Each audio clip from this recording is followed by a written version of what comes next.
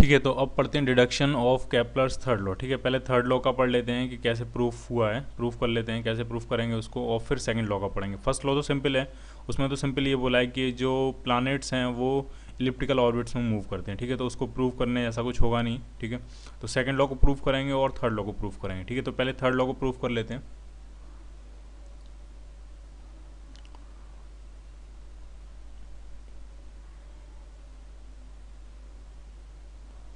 ठीक है, तो पहले कुछ चीज़ें आपको समझ लेनी है। ठीक है, जैसे हमने कहा कि जो प्लैनेट्स हैं वो सन के अबाउट इलिप्टिकल ऑर्बिट में मूव करते हैं। ठीक है, तो इलिप्टिकल ऑर्बिट का ऐसा नहीं है कि बहुत ज़्यादा डिस्टॉर्टेड ऑर्बिट्स नहीं होते हैं, ऑलमोस्ट सर्कुलर होते हैं, थोड़े से डिस्टॉर्टेड होते हैं।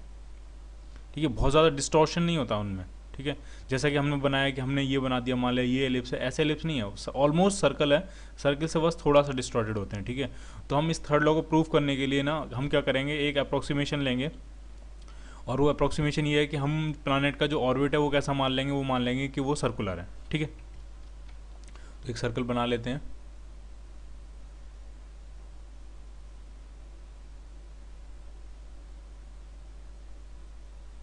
ये मान लिया प्लानट का ऑर्बिट है, और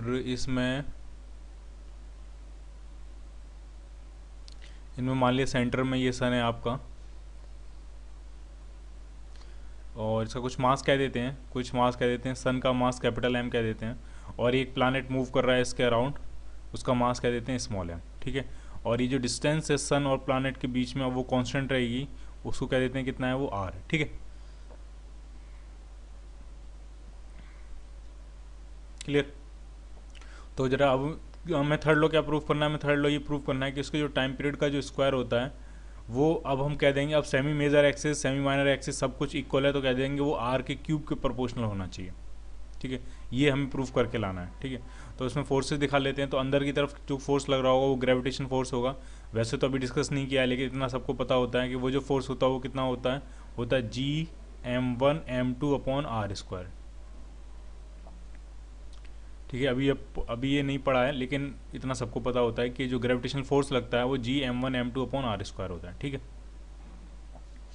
और बाहर की जो फोर्स लग रहा होगा वो सेंट्रीफ्यूगल फोर्स होगा, वो कितना होगा, तो वो होता है mr ओमेगा स्क्वायर। ठीक है, और अगर अगर हम देखें इक्विलिब्रियम के केस में, तो ये दोनों एक दूसरे को बैलेंस कर रहे होंगे। Gm/m/r² जो होगा वो किसको इक्वेट किसके बराबर होगा, mr ओमेगा स्क्वायर के। ठीक है, तो यहाँ से ओमेगा स्क्वायर फाइंड करते हैं, तो ओमेगा स्क्वायर कितना आ जाएगा, तो ओमेगा स्क्वायर आ जाएगा आपका Gm, ये स्मॉल एम से स्मॉल एम कैंसिल आउट हो जाएगा, अपॉन ये आ जाएगा r³। ठीक है, ओमेगा क्या होता है, तो ओमेगा होता है आपका 2π/t का स्क्वायर, क्योंकि हमें टाइम पीरियड निकालना है। इक्वल टू कितना बन जाएगा, तो ये बन जाएगा Gm/r³। थोड़ा और सॉल्व कर लेते हैं इसको, हाँ इसको इन्वर्स कर देते हैं। ठीक है, तो ये आ जाएगा T²/4π²। तो इधर भी इन्वर्स कर देते हैं इसका, तो ये बन जाएगा r³/Gm। ठीक है, तो T² कितना आ गया, तो T² आ गया आपका 4π² इंटू r³। और ये अगर आप देखो ढंग से तो ये सब कुछ कांस्टेंट है, 4π² कांस्टेंट है, g कांस्टेंट होता है, ये यूनिवर्सल कांस्टेंट है, और m जो है वो है आपका सन का मास। ठीक है, तो वो भी कांस्टेंट है। ठीक है, तो ये सब कुछ कांस्टेंट है, तो यहाँ से हम लिख सकते हैं कि जो t का स्क्वायर है वो किसके प्रोपोर्शनल है, वो r³ के प्रोपोर्शनल है।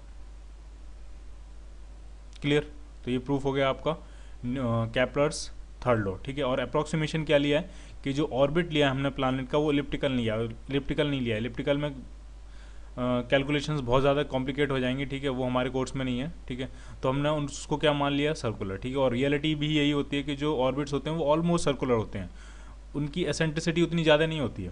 ठीक है, अगर आप देखोगे वीनस की जो एसेंट्रिसिटी आती है, वीनस के ऑर्बिट के लिए जो एसेंट्रिसिटी आती है, तो वो आती है 0.007। ठीक है, अर्थ के लिए जो ये वीनस के मूवमेंट के लिए जो एसेंट्रिसिटी है, अर्थ के ऑर्बिट की जो एसेंट्रिसिटी है वो भी काफ़ी कम होती है, वो होती है 0.017 के आसपास।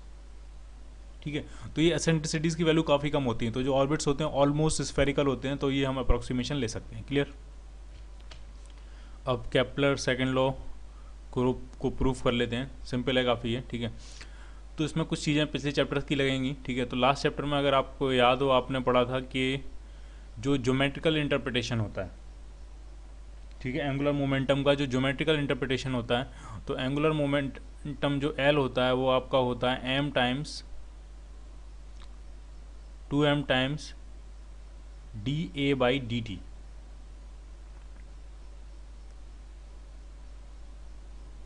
एल है किसी कोई पार्टिकल है वो मूव कर रहा है, तो एल है उसका किसी पॉइंट के अबाउट एंगुलर मोमेंटम। ढंग से समझना, जैसे कोई पार्टिकल है, एम मास का पार्टिकल किसी वी स्पीड से मान लिया कहीं मूव कर रहा है, ठीक है, वी की वेलोसिटी से, और किसी पॉइंट के अबाउट हम एंगुलर मोमेंटम फाइंड कर रहे हैं, तो ये उस पार्टिकल का पोजीशन वेक्टर हो जाएगा, वेक्टर आर। ढंग से समझना है इसको। इस पॉइंट ओ के अबाउट मान लिया हम एंगुलर मोमेंटम फाइंड कर रहे हैं, ठीक है। तो वो जो एंगुलर मोमेंटम होगा वो किसके बराबर होगा, वो होगा 2m टाइम्स dA/dt। अभी dA/dt क्या है, तो जैसे ये पार्टिकल आगे बढ़ेगा तो इसका जो पोजीशन वेक्टर है वो एरिया जो स्वीप करेगा, तो जिस रेट से ये एरिया स्वीप कर रहा है वो है आपका dA/dt, यानी ये है dA/dt क्या है, ये है एरियल वेलोसिटी, ठीक है। dA/dt क्या है, ये है आपकी एरियल वेलोसिटी। फिर से समझो आप इसको ढंग से। कोई m मास का पार्टिकल है, v की वेलोसिटी से मूव कर रहा है, ठीक है, किसी पॉइंट o के अबाउट हमने उसको एंगुलर मोमेंटम फाइंड किया है, ठीक है। तो जो एंगुलर मोमेंटम होता है वो होता है m times r cross v, ठीक है, m times r cross v, ठीक है। तो वो जो होता है एंगुलर मोमेंटम वो किसके बराबर होता है, वो होता है 2m टाइम्स dA/dt। 2m तो क्लियर है, m उसका मास है, 2 है, dA/dt क्या है, ठीक है। तो जब ये मूव करेगा तो इसका ये जो पोजीशन वेक्टर है पार्टिकल का, जिस पॉइंट के अबाउट हम एंगुलर मोमेंटम फाइंड कर रहे हैं, उसके रिस्पेक्ट में जो पोजीशन वेक्टर है वो जो एरिया स्वीप कर रहा होगा, जिस रेट से एरिया स्वीप कर रहा होगा वो है आपका dA/dt, ठीक है। तो वो क्या है, वो है एरियल वेलोसिटी। उसको हम क्या कहते हैं, उसको हम कहते हैं एरियल वेलोसिटी, ठीक है। तो अगर आप इस रिलेशन में ढंग से देखो, अगर मान लिया किसी पॉइंट के अबाउट किसी का एंगुलर मोमेंटम कांस्टेंट हो, चेंज ना कर रहा हो, टाइम के साथ क्या हो, कांस्टेंट, किसी भी पॉइंट के अबाउट, ठीक है। तो जब एंगुलर मोमेंटम कांस्टेंट है तो उसी पॉइंट के अबाउट, उसी पॉइंट के रिस्पेक्ट में जो पोजीशन वेक्टर होगा उसकी एरियल वेलोसिटी कांस्टेंट होगी, क्योंकि एंगुलर मोमेंटम इटसेल्फ किसके बराबर है, 2m टाइम्स एरियल वेलोसिटी। अगर एंगुलर मोमेंटम किसी पर्टिकुलर पॉइंट के अबाउट कांस्टेंट है, कंजर्व है, तो उसी पॉइंट के अबाउट उसके रेडियस वेक्टर की, उसके पोजीशन वेक्टर की जो एरियल वेलोसिटी होगी वो भी क्या रहेगी, कांस्टेंट रहेगी, ठीक है। तो वही कंसेप्ट आपको यहाँ लगाना है, ढंग से समझना है। ये मान लिया सन है यहाँ पे और ये प्लैनेट मूव कर रहा है, ठीक है, और ये पोजीशन वेक्टर है प्लैनेट का, पोजीशन वेक्टर है वेक्टर आर, ठीक है। तो एक चीज़ आप ढंग से समझो, प्लैनेट और सन के बीच में जो फोर्सेज लग रहे होंगे वो ग्रेविटेशनल फोर्स होगा, ठीक है। तो प्लैनेट पे जो ग्रेविटेशनल फोर्स लग रहा होगा उसकी डायरेक्शन ये होगी, FG कह देता हूँ मैं इसको, ठीक है। अब बस आप मुझे ये बताओ कि सन के रिस्पेक्ट में क्या प्लैनेट पे कोई टॉर्क लग रहा होगा, टॉर्क ऑन प्लैनेट किसके रिस्पेक्ट में, विद रिस्पेक्ट टू सन। सन के रिस्पेक्ट में क्या प्लैनेट पे कोई टॉर्क लग पा रहा होगा, फोर्स तो लग रहा है, फोर्स तो लग रहा है, ग्रेविटेशनल फोर्स लग रहा है, क्या टॉर्क लग पा रहा होगा, तो टॉर्क जीरो होगा। क्यों जीरो होगा प्लैनेट पे, वो इसलिए जीरो होगा क्योंकि इस ग्रेविटेशन फोर्स की जो लाइन ऑफ एक्शन है वो इटसेल्फ कहाँ से पास कर रही है, सन से, ठीक है। तो टॉर्क का फॉर्मूला ही क्या होता है, टॉर्क होता है force into perpendicular distance, R cross F होता है, ठीक है। तो ये जो फोर्स है वो इटसेल्फ कहाँ से पास कर रहा है, फोर्स पास कर रहा है सन से, सन के अंदर से पास कर रहा है, सन के सेंटर से पास कर रहा होगा, ठीक है। तो परपेंडिकुलर डिस्टेंस कितनी होगी, तो परपेंडिकुलर डिस्टेंस तो जीरो हो गई, तो टॉर्क भी कितना हो गया, जीरो, ठीक है। और टॉर्क जीरो होता है, टॉर्क ही किसके बराबर होता है, टॉर्क ही होता है आपका dL/dt के बराबर।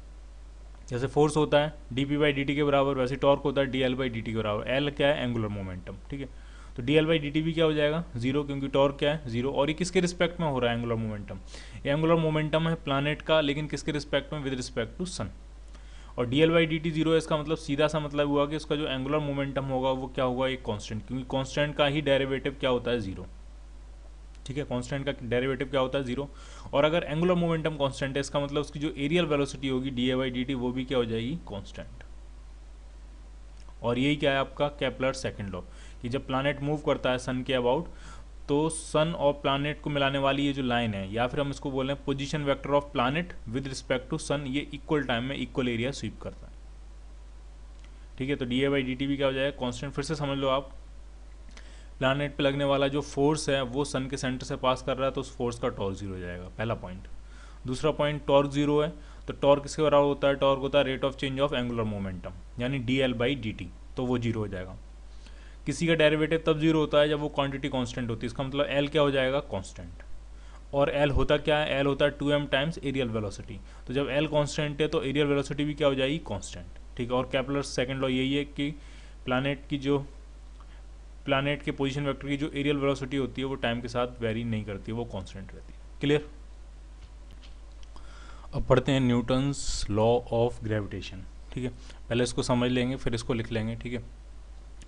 तो ये सिंपली ये कहता है कि यूनिवर्स में कोई से भी दो पॉइंट ऑब्जेक्ट्स अगर हैं तो वो एक दूसरे को अट्रैक्ट करते हैं सर्टेन फोर्सेस से, ठीक है। तो मान लिया कोई से भी एनी टू, ठीक है। मान लिया दो पॉइंट ऑब्जेक्ट्स हैं, मान लिया एक पॉइंट ऑब्जेक्ट है ये m1 कह देते हैं इसको, और एक ये दूसरा पॉइंट ऑब्जेक्ट है इसको कह देते हैं m2। और ये कितनी भी डिस्टेंस पे रखे हों उससे कोई फ़र्क नहीं पड़ता, क्योंकि जो फोर्स ऑफ ग्रेविटेशन है वो लॉन्ग रेंज फोर्स है, ठीक है। और इनके बीच में कुछ सेपरेशन क्या देते हैं कि सेपरेशन कितना है, सेपरेशन क्या है, r सिंपल, ठीक है। तो ये एक दूसरे को अट्रैक्ट करते हैं, अट्रैक्टिव फोर्स होता है वो जो ग्रेविटेशनल फोर्स होता है। और m1 जो है वो m2 को अपनी तरफ अट्रैक्ट करेगा कुछ ऐसे, और m2 जो है वो m1 को अट्रैक्ट करेगा, ठीक है। ये बेसिकली न्यूटन्स थर्ड लॉ है ये, ठीक है, कि अगर m1 m2 को अट्रैक्ट कर रहा है तो डेफिनेटली m2 m1 को भी अट्रैक्ट कर रहा होगा, क्योंकि जो फोर्सेज होते हैं वो एक्शन रिएक्शन पेयर में एग्जिस्ट करते हैं, ठीक है। और m1 जितने फोर्स से m2 को अट्रैक्ट करेगा एग्जैक्टली उतने ही फोर्स से m2 m1 को अट्रैक्ट करेगा, ठीक है, इक्वल एंड अपोजिट फोर्सेज, ठीक है।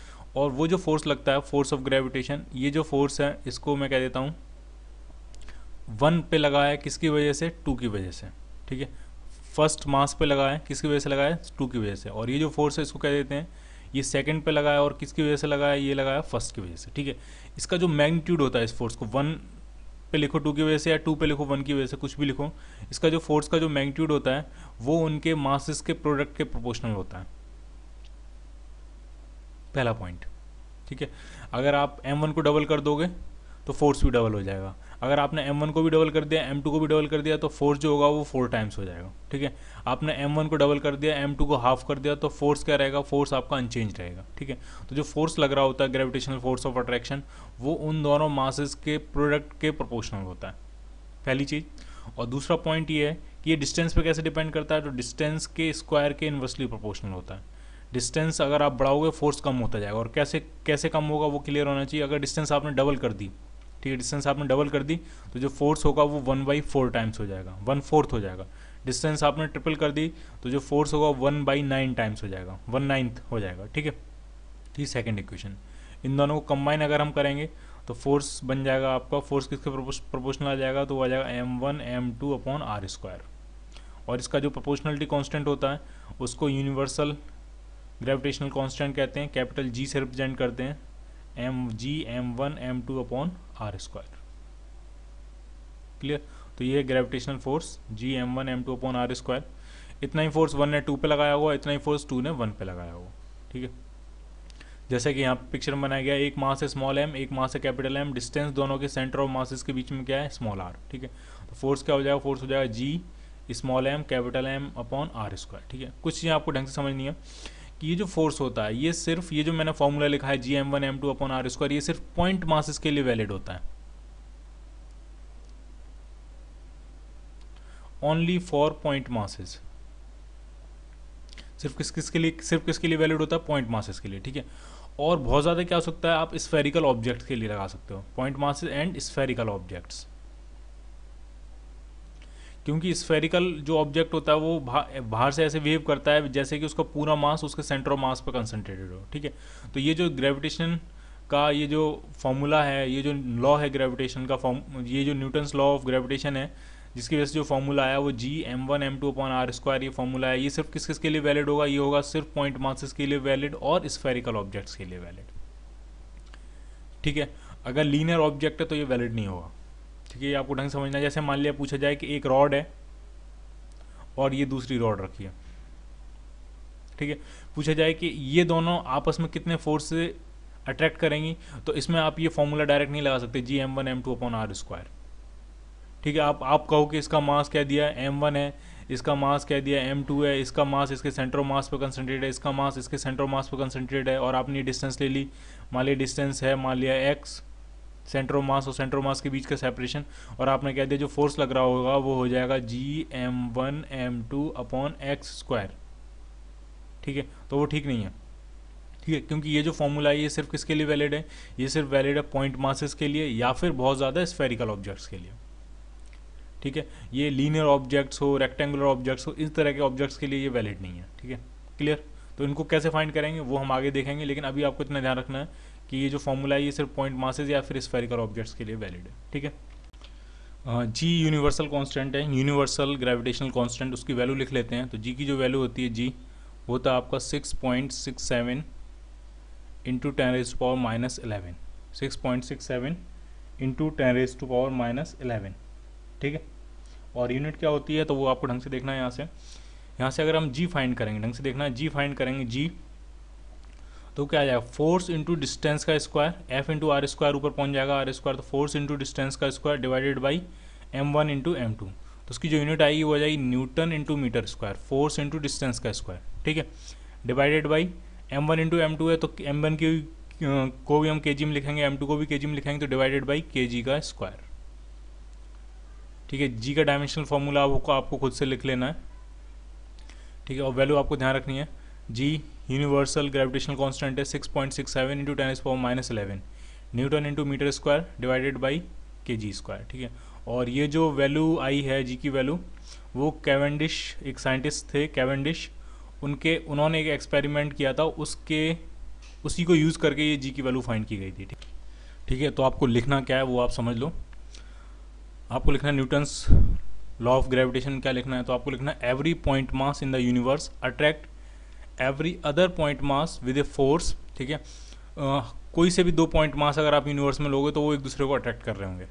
ठीक है, कोई से भी दो पॉइंट मासेस, और जिस फोर्स से अट्रैक्ट कर रहे होंगे वो किसके डायरेक्टली प्रोपोर्शनल होगा, force that is directly proportional to the product of their masses. ठीक है, उन दोनों मासेस के प्रोडक्ट के प्रोपोर्शनल होगा, यानी एफ जो होगा, एफ किसके प्रोपोर्शनल होगा, m1 इंटू m2 के। ठीक है, and inversely proportional to the square of the distance between them. ठीक है, और किसके इन्वर्सली प्रोपोर्शनल होगा, डिस्टेंस के स्क्वायर के।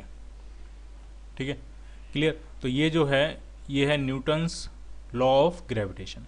ठीक है, और एक चीज़ आपको ध्यान से समझनी है, ये जो डिफाइन किया गया ये सिर्फ किसके लिए डिफाइन किया गया, ये डिफाइन किया गया सिर्फ पॉइंट मासेस के लिए।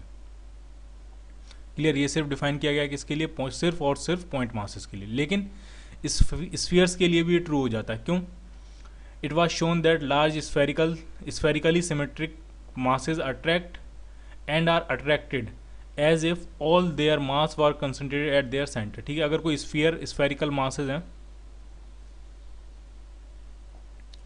तो वो ऐसे एक दूसरे को अट्रैक्ट करते हैं या फिर ऐसे अट्रैक्टेड भी होते हैं जैसे कि उनका सारा मास कहाँ कंसंट्रेटेड हो, उनके सेंटर पे। ठीक है, तो ये जो फॉर्मूला हम लगाएंगे Gm1m2 अपॉन आर स्क्वायर, ध्यान रखना आपको ये सिर्फ और सिर्फ किसके लिए लगाना है, या तो पॉइंट मासेस के लिए या फिर स्फेरिकल सिमेट्रिकल जो ऑब्जेक्ट्स होते हैं उनके लिए। वो हॉलो स्फीयर भी हो सकता है, सॉलिड स्फीयर भी हो सकता है। ठीक है, सिर्फ इनके लिए। ठीक है, बाकी और किसी तरह का मास है तो हम इंटीग्रेशन की हेल्प लेंगे, कैसे करेंगे वो हम आगे देखेंगे। ठीक है।